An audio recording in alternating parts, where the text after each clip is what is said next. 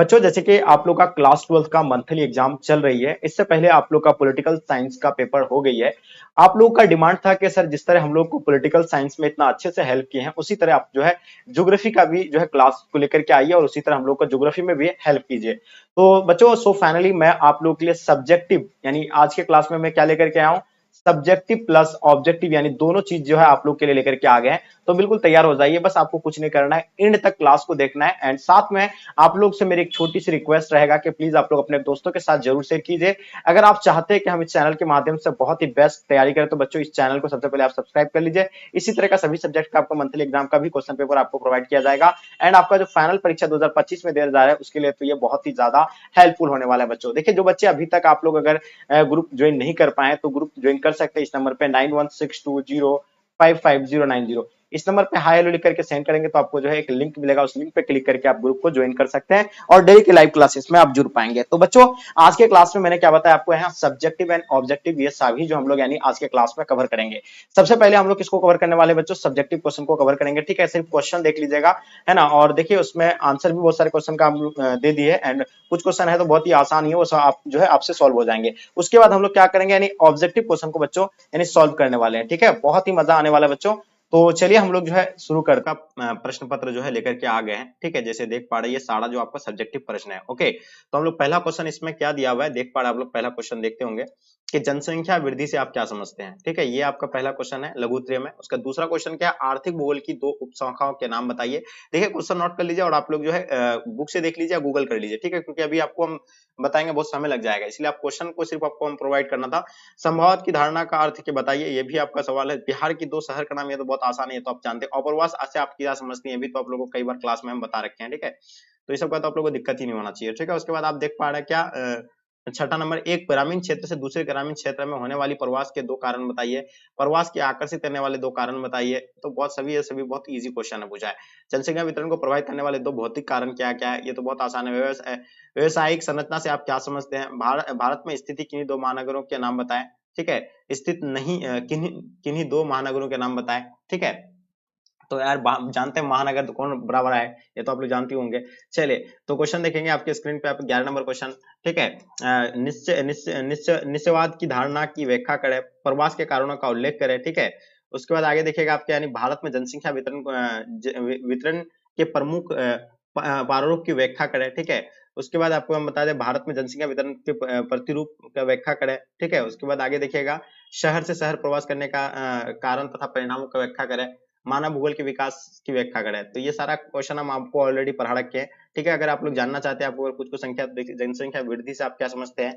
देखिए किसी स्थान पे निश्चित समय में जो है जनसंख्या जो जन्म दर जो होती है उसका वृद्धि जो होती है उसको हम लोग क्या कहते हैं, जनसंख्या वृद्धि कहेंगे। सिंपल साधारण भाषा में आपको बता जदक और बिहार का अगर दो शहरों का नाम आप लोगों को पता है, पटना है। हाँ, पटना हो गया, या आप अपना जिला में कोई आपका कोई भी जिला का भी नाम दे सकते हैं उसमें। ठीक है, ठीक है, जो बहुत ज्यादा प्रचलित है। ठीक है, उसके बाद आप देखेंगे अप्रवास से आप क्या समझते हैं। तो अप्रवास से आप लिए तो बहुत ही आसान है ये क्वेश्चन, ये भी क्वेश्चन मैं आपको कराया था। उसके बाद आप लोग को फिर छोटा छोटा क्वेश्चन हम आपको बता देते हैं।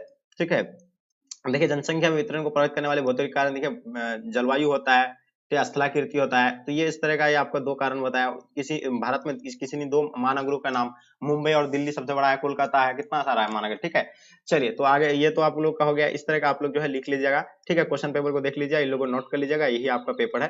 ठीक है, तो चलिए डियर आगे हम लोग ऑब्जेक्टिव प्रश्न को जो आप सॉल्व करते हैं। ओके, क्वेश्चन आ गया है, जैसे देख पा रहे हैं आप लोग, रेडजल ने भूगोल के किस शाखा के विकास में योगदान दिया। चलिए पहला क्वेश्चन आपके स्क्रीन पे आ गया है। तो हम लोग जानते हैं कि देखिए रेडजल ने जो है भूगोल के किस इसमें योगदान दिया था। तो हम लोग जानते हैं वो जो है मानव भूगोल में जो अपना योगदान दिया था। ठीक है, जिसको मानव भूगोल का जनक भी बाद में कहा गया। ठीक है, तो इसका आंसर आप लोग का प्यारे बच्चों राइट आंसर हो जाएंगे। ठीक है, नेक्स्ट क्वेश्चन की ओर चलते हैं। क्वेश्चन नंबर दूसरा आपके स्क्रीन पे, निश्चयवाद की धारणा के अनुसार कौन सा घटक जो है महत्वपूर्ण है। देखिए निश्चयवाद की अवधारणा के अनुसार अगर देखा जाए तो महत्वपूर्ण के घटक की अगर बात किया जाए प्यारे बच्चों, तो इसका आंसर आप लोग का क्या हो जाएगा, प्रकृति जो है इसका क्या महत्वपूर्ण घटक होगा, किसके अनुसार, निश्चयवाद के अनुसार। ठीक है, तो इसका आंसर आप लोग का ऑप्शन डी राइट आंसर हो जाएंगे। वहीं बात करते हैं तीसरा नंबर क्वेश्चन, भूगोल की कौन सी शाखा प्रकृति और सामाजिक पर्यावरण के सह संबंधों का अध्ययन है। तो प्यारे बच्चों आपको पता होना चाहिए भूगोल के कौन सी शाखा प्रकृति और सामाजिक पर्यावरण के सह संबंधों का अध्ययन है। तो हम लोग जानते हैं इसका आंसर आप लोग का क्या हो जाएगा, तो ये जो होगा आपका मानव भूगोल हो जाएगा, यानी ऑप्शन आप लोग का ए प्यारे बच्चों राइट आंसर हो जाएंगे। नवनिश्चयवाद की धारणा किसने दिया था? देखिए नवनिश्चयवाद की धारणा देने वाले जो थे कौन थे? ग्रिफिथ टेलर थे। या आपको कहीं यही आपका जो है बिल्कुल इसी तरह का आप लोग एबीसीडी करके उतार लीजिएगा, ठीक है, यही आपका पेपर है ओरिजिनल वाला। क्वेश्चन नंबर 5 देखेंगे, आचरण भूगोल भूगोल की किस शाखा की उपशाखा है? देखिए आचरण भूगोल के बारे में बताना है, ये भूगोल की कौन सी उपशाखा है? तो प्यारे बच्चों हम लोग जानते हैं 5 नंबर क्वेश्चन का जो आंसर होगा आप लोगों का, तो ये हो जाएगा आपका यानी सामाजिक भूगोल, यानी ऑप्शन आप लोग का बी राइट आंसर हो जाएंगे, ठीक है। व्यवहार भी भूगोल जो है सामाजिक भूगोल के अंतर्गत आएगा। क्वेश्चन नंबर 6 देखेंगे, भूगोल की कौन सी शाखा मार्क्स के विचारों से प्रभावित है? देखिए भूगोल की जो है कौन सी शाखा मार्क्स के विचारों से प्रभावित है? तो हम लोग जानते हैं प्यारे बच्चों, ये जो आंसर की अगर बात किया जाए तो ये मानववाद भूगोल, इसका आंसर आप लोग का परफेक्ट आंसर हो जाएंगे। ओके चलिए क्वेश्चन नंबर 7 देखिएगा आपके स्क्रीन पे, भूगोल में गणितीय तकनीकों के प्रयोग को क्या कहते हैं? देखिए भूगोल में जो है गणितीय तकनीक को क्या कहते हैं, इसके बारे में आप लोग को बताना है। तो हम लोग जानते हैं उसको जो है मात्रात्मक क्रांति कहा जाता है, और इसका आंसर आप लोग का मात्रात्मक क्रांति राइट आंसर हो जाएंगे। ओके चलिए वहीं बात करते हैं क्वेश्चन नंबर 8 आपके स्क्रीन पे, विश्व का सबसे अधिक जनसंख्या वाला देश कौन सा है? तो प्यारे बच्चों आपको पता होना चाहिए विश्व का सबसे अधिक जनसंख्या वाला देश की अगर बात किया जाए तो आप लोगों को पता होगा भारत, अपना भारत जो है विश्व का सबसे बड़ा जो है क्या जनसंख्या वाला देश है। और एक चीज और भी आप लोगों को बता दें कि पहले चीन था, लेकिन अभी जो 1 नंबर पे अपना भारत आ गया, ठीक है। वहीं बात करते हैं 9 नंबर क्वेश्चन, किसी स्थान की कुल जनसंख्या तथा कुल क्षेत्र के अनुपात को क्या कहते हैं? बताइए किसी स्थान की कुल जनसंख्या तथा कुल क्षेत्रफल के अनुपात को जो कहा जाता है उसका जनसंख्या घनत्व कहा जाता है, और इसका आंसर प्यारे बच्चों ऑप्शन सी आप लोग का राइट आंसर हो जाएंगे। 10 नंबर क्वेश्चन, निम्न में से किन क्षेत्रों में जनसंख्या घनत्व कम पाया जाता है? देखिए आप लोग जानते हैं कि जहां उच्च ताप होगा वहां जनसंख्या नहीं पाया जाएगा, बिल्कुल भी नहीं पाया जाएगा। मरुभूमि में बिल्कुल भी लोग नहीं रहना पसंद करेंगे, ठीक है। रेगिस्तान में लोग घर नहीं बसाते, ठीक है। उसके बाद पर्वतीय क्षेत्रों में बिल्कुल बहुत कम बसाते, लेकिन बहुत नहीं के बराबर, ठीक है। तो इसका आंसर आप लोग का इनमें से सभी हो जाएगा, यानी ऑप्शन आप लोग का डी प्यारे बच्चों राइट आंसर हो जाएगा। क्वेश्चन नंबर 11 देखेंगे, निम्न में से यानी कौन जनसंख्या जमाव को आकर्षित करता है? देखिए जनसंख्या जमाव जो है आकर्षित करने वाला कारक कौन सा है? बेरोजगारी से जनसंख्या जमा नहीं हो सकता है, ठीक है। रोजगार का जहां अगर ऑप्शन होगा तो ऑब्वियसली वहां जनसंख्या क्या होगा? जमा होगा, तो इसका आंसर आप लोग ऑप्शन बी राइट आंसर हो जाएंगे। 12 नंबर क्वेश्चन देखेंगे, किसी स्थान में एक विशेष समय अंतराल में कुल पैदा हुए बच्चों की संख्या को क्या कहते हैं? देखिए किसी स्थान में एक विशेष जो समय अंतराल में जो पैदा होने वाले बच्चों को ही जो है जन्म दर कहा जाता है, ठीक है। तो ये आंसर आप लोग का जो है बी प्यारे बच्चों राइट आंसर हो जाएंगे, ठीक है। नोट करते चलेंगे एक एक चीजों को आप लोग को, ठीक है। बिल्कुल एकदम यही आपका पेपर है, ठीक है। एकदम अच्छे से आप लोग एबीसीडी करके भी उतार लेंगे तो कोई दिक्कत नहीं है। 13 नंबर क्वेश्चन देखेंगे, किसी नए स्थान में जाकर बसने वाली जनसंख्या को क्या कहते हैं? देखिए किसी नए स्थान में जाकर बसने वाली जनसंख्या को हम लोग क्या कहते हैं? तो उसको अप्रवासी कहेंगे, ठीक है। तो इसका आंसर आप लोग का प्यारे बच्चों राइट आंसर हो जाएंगे। ओके चलिए क्वेश्चन नंबर 14 देखेंगे, निम्न में से कौन से कारक मृत्यु में गिरावट के लिए उत्तरदायी है? देखिए मृत्यु दर को जो गिरावट करता है, पहली बात महामारी पर नियंत्रण, ठीक है। अगर महामारी पर नियंत्रण कर लेगा तो मृत्यु दर क्या होगा? निम्न हो जाएगा। संक्रमण एवं रोग पर नियंत्रण, अगर रोग पर यानी बीमारी पर नियंत्रण कर लेगा तो ये दोनों जो होगा क्या होगा? यानी कम हो जाएगा। तो इसका आंसर आपको क्या हो जाएगा? सी जो है प्यारे बच्चों राइट आंसर हो जाएंगे। ओके क्वेश्चन नंबर 15 देखेंगे, जनसंख्या संक्रमण सिद्धांत की किस अवस्था में जन्म तथा मृत्यु दर दोनों ही उच्च होती है? तो बताइए प्रथम या द्वितीय या आपका तृतीय या चतुर्थ? हम लोग जानते हैं प्रथम अवस्था में जो है जन्म दर भी उच्च होता है और मृत्यु दर भी जो है क्या होता है? उच्च होते हैं। तो इसका आंसर आप लोग का ए राइट आंसर हो जाएंगे। क्वेश्चन नंबर 16 देखेंगे, भारतीय जनगणना किस वर्ष यानी किस वर्ष के अंतराल में होता है? देखिए कितने वर्ष के अंतराल में होता है? हम लोग जानते हैं जनसंख्या जो है 10 वर्ष के अंतराल पे होता है, और इसका आंसर आप लोग का बी प्यारे बच्चों राइट आंसर हो जाएंगे। तो बच्चा वाला सवाल है, सब तो पूछा गया है। 17 नंबर क्वेश्चन, 2011 की जनगणना के अनुसार भारत का कौन सा राज्य सबसे अधिक जनसंख्या वाला है? तो हम लोग जानते हैं जनसंख्या वाला अधिक जो राज्य है कौन सा है? उत्तर प्रदेश जो है सबसे ज्यादा जनसंख्या वाला राज्य है। ओके ऑप्शन डी आप लोग का राइट आंसर हो जाएंगे। वहीं अगर बात करें हम लोग अगर कम जनसंख्या की, तो सिक्किम आप लोगों को तो पता ही है, और ठीक है जन क्षेत्रफल की दृष्टि तो आप लोग बताइए। क्वेश्चन नंबर 18 देखेंगे, निम्न में से किस क्षेत्र में जनसंख्या घनत्व ज्यादा है? ठीक है चलिए आपको क्या ही बताना, और यही तो पेपर ही है तो आप लोगों को क्या ही ज्यादा डिटेल्स बताएंगे, सिर्फ आप लोग बस नोट कर लीजिए। निम्न में से किस क्षेत्र में जनसंख्या घनत्व ज्यादा है?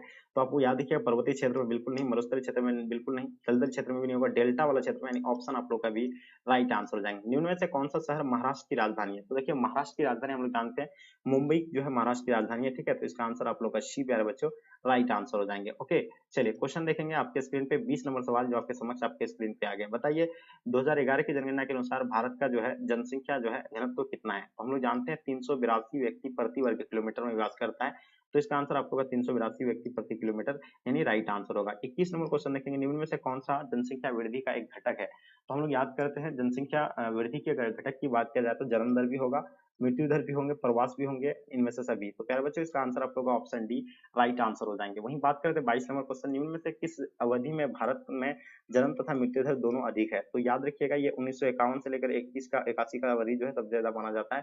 ठीक है, इसका आंसर आप लोग का सी राइट आंसर हो जाएंगे। देखिए सबसे 1981 में ही माना जाता है, लेकिन यहाँ आपका दिया हुआ 51 से तो मानना ही पड़ेगा।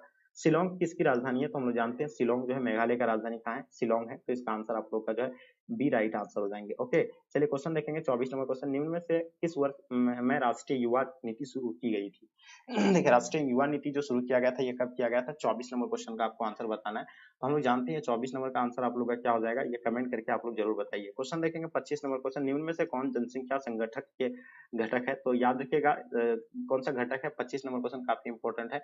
तो याद रखिएगा ये लिंग अनुपात भी होगा, उसका साक्षरता दर, शिक्षा, ये सभी हो जाएगा। तो इनमें से आंसर आप लोग का डी राइट आंसर हो जाएंगे। बेंगलुरु मैसूर औद्योगिक क्षेत्र किस राज्य में स्थित है? तो देखिए बेंगलुरु मैसूर औद्योगिक क्षेत्र जो होगा आपका यानी कर्नाटक में होगा। तो ऑप्शन आप लोग का बी राइट आंसर हो जाएंगे। 27 नंबर क्वेश्चन, भारत में सबसे बड़ा धार्मिक अल्पसंख्यक समुदाय कौन सा है? तो देखिए भारत में सबसे बड़ा धार्मिक अल्पसंख्यक समुदाय की अगर बात किया जाए तो यह हो जाएगा मुस्लिम जो होगा। इसका आंसर आप लोग का डी राइट आंसर हो जाएंगे। ओके, चलिए आगे देखेंगे। अब हम लोग क्वेश्चन नंबर 28 देखेंगे, आपके स्क्रीन पे आ गया क्या कहलाता है कि मुख्य श्रमिकों की न्यूनतम वर्ष में कितने दिन रोजगार मिलना चाहिए? देखिए मुख्य श्रमिकों को जो रोजगार जो मिलता है 183 दिन का मुख्य मिलता है, कितना?